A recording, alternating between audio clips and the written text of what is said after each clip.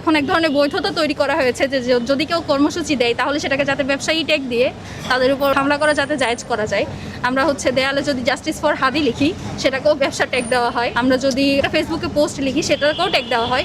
আরেকটা যেটা খুব বাজে ব্যাপার শুরু হয়েছে, আপনারা দেখবেন যে সোশ্যাল মিডিয়ায় শহীদ হাদির ছবি ব্যবহার করে বিভিন্ন পোস্টে গালি দেওয়া হয়। সেখানে শুধু শহীদ হাদির ছবি ব্যবহার করে শুধু মেয়েদেরকেই গালি দেওয়া হয় না, সকল রাজনৈতিক নেতাদেরকেও গালি দেওয়া হয়।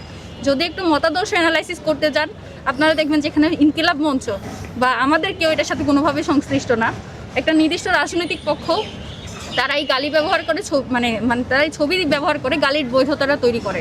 তারপর আমরা দেখতে পাই যে শাহবাগ ঘরানার যারা তারা এটার একটা ন্যারেটিভ দাঁড় করায় যে হাদির ছবি থাকলে গালি দেওয়া বৈধতা পায়।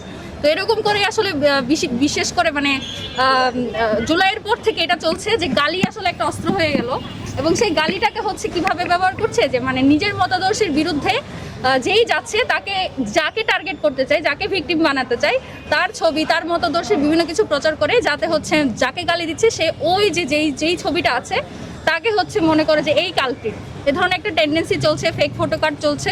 তো এগুলোর সাথে মোটামুটি একটা এটার পিছনে তো একটা কারণ আছে। সেটার কারণটা যে জুলাই এই যে শাপলা আমরা বিচার চাইছি বা এটার সাথে সম্পৃক্ত যে মানুষগুলো আছে তাদেরকে বিভিন্নভাবে কালার করা, তাদেরকে বিভিন্নভাবে ফ্রেমিং করা, এই যে বিচারের দাবি যেটা আমরা করছি সেটাকে যাতে বন্ধ করে দেওয়া যায়।